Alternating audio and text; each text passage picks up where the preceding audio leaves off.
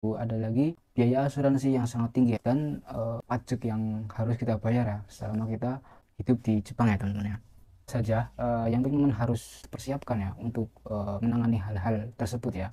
Yang pertama teman-teman harus menguasai bahasa tersebut N3 lah atau N4 yang berkaiwa lancar ya, yang bisa percakapan sehari-hari dengan lancar ya teman-teman ya. Mungkin itu teman-teman harus mempersiapkan satu itu bahasa, yang kedua meriset perusahaan atau tempat kerja yang teman-teman akan lamar ya.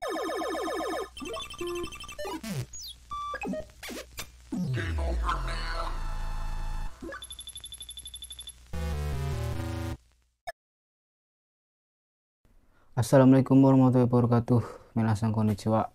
Morana desu. Baik teman-teman semuanya, berjumpa lagi dengan saya Morana ya. Video konten kali ini saya akan menjelaskan beberapa poin ya yang teman-teman harus ketahui sebelum memutuskan untuk bekerja di Jepang, supaya teman-teman tidak kaget, supaya teman-teman tidak menyesal ya ketika sudah menjalani proses atau sudah mulai bekerja di Jepang atau sudah terlanjur masuk untuk proses ke Jepang ya teman-teman ya. Teman-teman harus mengetahui dulu hal ini ya teman, sebelum mulai memutuskan untuk bekerja ke Jepang, karena budaya yang sangat berbeda dengan di Indonesia ya teman-teman, apalagi budaya kerja ya teman-teman ya, sangat berbeda dengan di negara kita ya. Nah kalau teman-teman tidak mengetahui hal ini, kemungkinan teman-teman akan shock ya teman, atau mengalami kultur shock ya. Nah oleh karena itu 5 poin ini yang akan saya informasikan, teman-teman harus mengetahui tentang hal tersebut sebelum teman-teman memutuskan untuk bekerja di Jepang ya teman-teman ya. Oke, apa saja poin penting tersebut? Teman-teman silahkan tonton videonya sampai akhir, semoga bisa membantu teman-teman semuanya. Oke, untuk poin yang pertama, di Jepang ini mempunyai budaya bekerja yang sangat keras teman-teman ya. Tekanan di sini tuh sangat-sangat keras ya teman-teman, sangat-sangat berat. Belum lagi ketika mendapatkan atasan yang mematikan ya atau killer ya, itu bisa-bisa kita menjadi korban terus, apalagi kita sebagai warga negara asing. Ditambah lagi ketika kita tidak bisa berbicara atau tidak bisa membela diri ketika kita disalahkan ya atau dipojokkan ya, kita akan menjadi sasaran empuk bagi orang Jepang ya, atau orang atasan kita ketika kita melakukan kesalahan ya. Nah dalam poin yang pertama ini, budaya kerja yang sangat keras. Nah misalnya itu karoshi ya teman-teman, mungkin sudah tidak asing lagi dengan kata-kata ini. Nah karoshi ini bisa diartikan kematian karena kerja berlebihan teman-teman ya, atau masalah yang ada di Jepang. Nah teman-teman harus waspada, harus mengerti terlebih dahulu ya bahwasanya kerja di Jepang itu banyak sisi buruknya ya teman-teman ya. Kerja lembur ya teman-teman, atau overtime ya. Salah satu pertimbangan teman-teman ketika teman-teman ingin bekerja di Jepang, teman-teman harus siap untuk lembur ya. Ketika teman-teman disuruh atasannya nanti atau disuruh kepala pabrik ya atau satso ya, teman-teman harus siap untuk hal itu ya. Nah kalau teman-teman tidak siap untuk hal itu, mungkin teman-teman akan berat ya teman-teman, akan tidak betah ya teman-teman ya. Oleh karena itu teman-teman harus memperhatikan hal ini terlebih dahulu. Akan tetapi bagi teman-teman yang suka lembur ya, suka dengan kerja ya, teman-teman akan suka ya mungkin ya ketika teman-teman disuruh lembur ya, karena akan mendapatkan tambahan uang ketika teman-teman melakukan lembur ya teman-teman. Lalu ada tekanan hierarki ya. Nah hierarki ini apa ya? Teman-teman harus patuh atau harus nurut sama perintah atasan ini ya. Disuruh lembur, di samping teman-teman menerima tekanan, teman-teman juga harus siap ya akan hierarki tersebut ya. Nah biasanya ini atasannya ini kalau mengkritik bawahannya itu bisa secara langsung teman-teman ya. Jadi tanpa basa-basi langsung disikat gitu ya, langsung dimarahin di tempat gitu ya, langsung diomel-omelin ya, langsung dicaci maki nanti di tempat ya, seperti itu ya. Jadi teman-teman akan kaget ya ketika teman-teman belum mengetahui hal tersebut ya. Oleh karena itu teman-teman harus mempersiapkannya terlebih dahulu sebelum memutuskan untuk bekerja di Jepang. Kemudian untuk poin yang kedua itu ada etikat yang kaku dan harus dipatuhi ya teman-teman ya. Contohnya seperti tepat waktu bukan suatu hal yang opsional ya teman-teman ya. Kenapa bisa dikatakan bukan yang hal opsional ya? Karena semisal teman-teman terlambat 1 menit pun itu sudah dianggap tidak profesional teman-teman ya. Itu teman-teman harus mengatur bagaimana waktu itu dijaga dengan baik ya teman-teman ya, harus tepat waktu ya atau disiplin ya.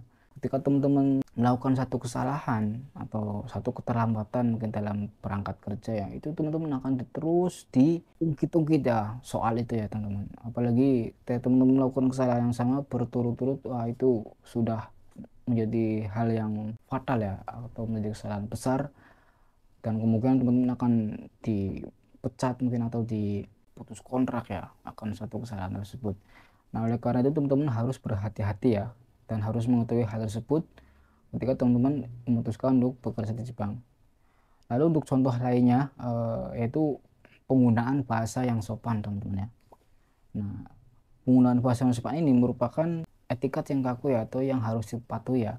Nah, bahasa ini teman-teman harus digunakan, harus mengetahui penggunaan bahasa ini ya teman-teman. Ketika teman-teman berhadapan atau berbicara dengan atasan ya atau senior ya, suatu ya atau seseorang yang dihormati di tempat kerja ya, teman-teman harus berbicara dengan bahasa yang sopan ya, supaya terkesan lebih menghargai ya teman-teman ya. Yaitu bahasanya bisa menggunakan songkaigo atau kenjoku ya teman-teman ya.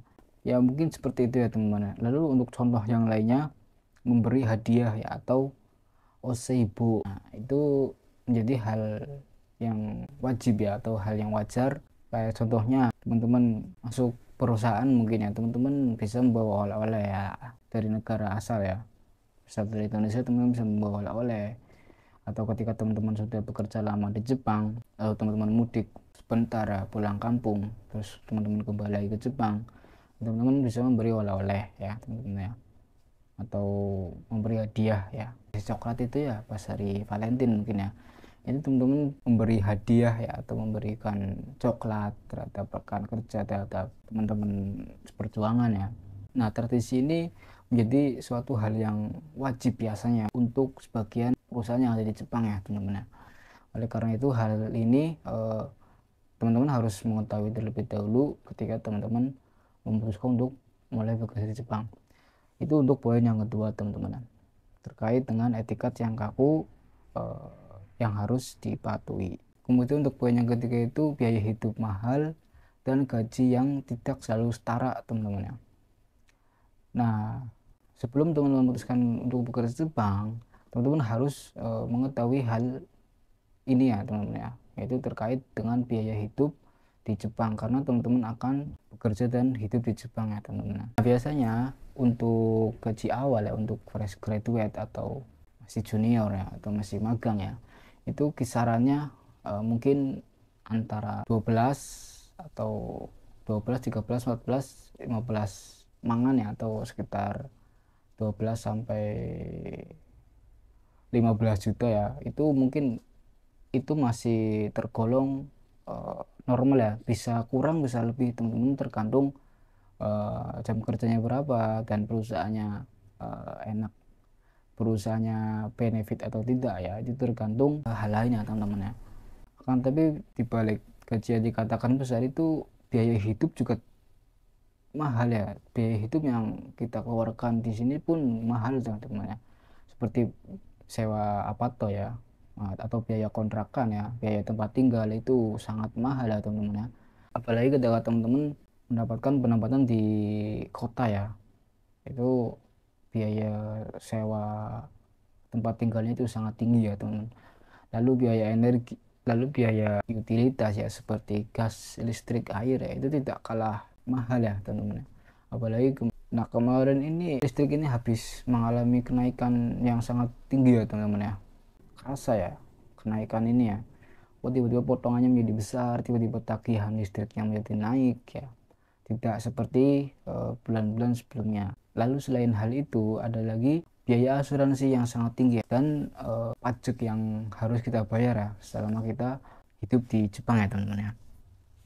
Nah, itu ada berbagai macam asuransi yang harus kita bayar, lalu pajak yang kita bayar ya teman-teman ya, seperti pajak daerah, terus pajak penghasilan ya, terus asuransi kesehatan, asuransi pekerjaan, terus asuransi kecelakaan kerja, asuransi ketenagakerjaan, dan masih lain-lain lagi, dan masih banyak lagi ya teman-teman ya.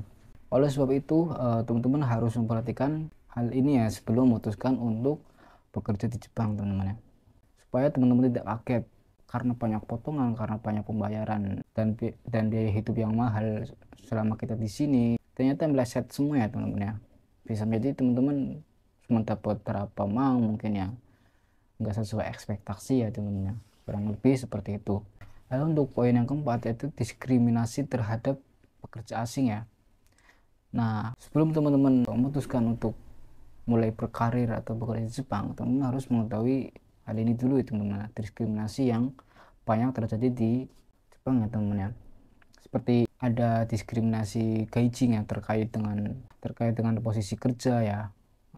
Itu kebanyakan perusahaan itu memilih orang Jepangnya sendiri ya untuk posisi-posisi yang lebih enak atau lebih penting ya. Untuk kita sebagai pekerja asing atau kuli ya, ini akan diposisikan ke tempat-tempat kerja yang berat ya, atau mungkin terkesan bahaya ya, atau rentan dengan kecelakaan kerja ya. Hal-hal seperti itu bisa terjadi di lingkungan kerja Jepang ya teman-teman. Oleh karena itu teman-teman harus waspada ya dengan hal ini, supaya menjadi bahan pertimbangan teman-teman juga ketika teman-teman memutuskan untuk bekerja di Jepang. Selain itu, contoh diskriminasi terhadap pekerja asing yaitu kesulitan untuk naik jabatan. Untuk hal ini, teman-teman jangan kaget ketika teman-teman sebagai pekerja asing itu sangat sulit bagi yang ingin berkarir lama atau bekerja lama untuk jangka panjang di Jepang ya. Karena biasanya perusahaan-perusahaan yang tidak baik atau yang buruk ya itu akan mendiskriminasi kita sebagai pekerja asing untuk selalu stuck di situ ya, untuk tidak dinaikkan jabatannya ya, supaya kita terus menjadi budak mereka, supaya kita terus menjadi suruhan mereka, kuli-kuli kasar di perusahaan tersebut ya. Lalu contoh yang lainnya seperti kesulitan mencari tempat tinggal teman-teman atau apartemen ya. Biasanya ada penyewaan apartemen itu yang menolak gaijin atau orang asing itu tinggal di apartemen tersebut ya teman, atau di rumah tersebut ya. Nah, hal ini teman-teman harus ketahui dulu ya sebelum teman-teman ingin memutuskan bekerja di Jepang teman-teman ya. Lalu untuk poin yang kelima atau poin yang terakhir yaitu aturan visa yang ketat teman-teman ya.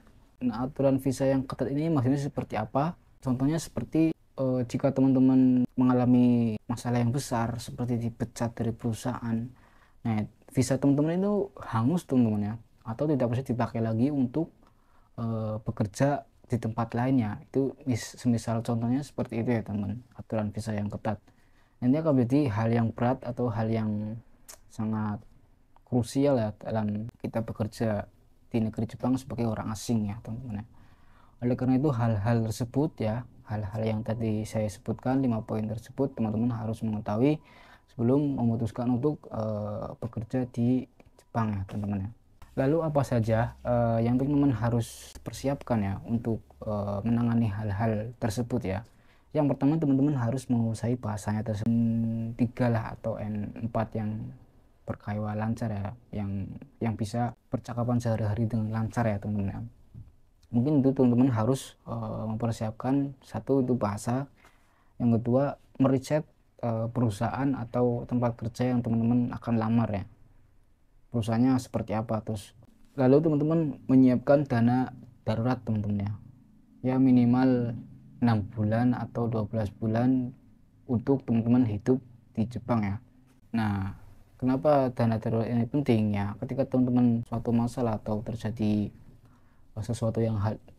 sesuatu hal yang tidak diinginkan, ya teman-teman dipecat atau dikeluarkan dari perusahaan, nah teman-teman mempunyai cadangan biaya hidup ya, teman-teman mempunyai uang untuk teman-teman hidup selama di Jepang ini sampai teman-teman mendapatkan pekerjaan yang baru ya teman-teman ya. Lalu teman-teman harus memahami hak pekerja ya, seperti hukum-hukum di Jepang untuk melindungi para pekerja ya teman-teman ya.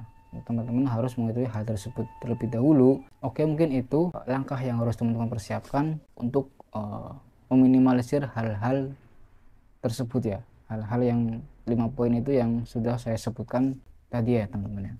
Karena Jepang bukan untuk semua orang, akan tapi jika teman-teman bisa beradaptasi, Jepang ini bisa menjadi suatu pengalaman yang besar untuk kehidupan teman-teman ya teman-teman ya. Pengalaman yang berharga yang teman-teman tidak dapatkan ketika teman-teman bekerja di negara lain ya, atau di negara sendiri ya. Oke, mungkin itu saja informasi yang saya berikan. Bila mana ada kesalahan dalam informasi atau kesalahan dalam pengucapan, mohon maaf sebesar-besarnya. Dan bila mana ada sesuatu yang ingin teman-teman tanyakan atau ingin teman-teman bahas, silakan ketik di kolom komentar. Insya Allah saya akan diskusikan bersama. Lalu jika konten ini bermanfaat bagi teman-teman semuanya, silakan untuk like, komen, dan subscribe. Dan jangan lupa untuk terus mendukung channel ini supaya berkembang, karena akan terus membahas tentang perjepangan ya, baik itu kerja ataupun hal-hal lain, fakta-fakta menarik tentang negara Jepang ini ya teman-teman. Oke, mungkin itu saja. Sekian dari saya. Wassalamualaikum warahmatullahi wabarakatuh. Kono dogawa mete kore arigatou gozaimashita.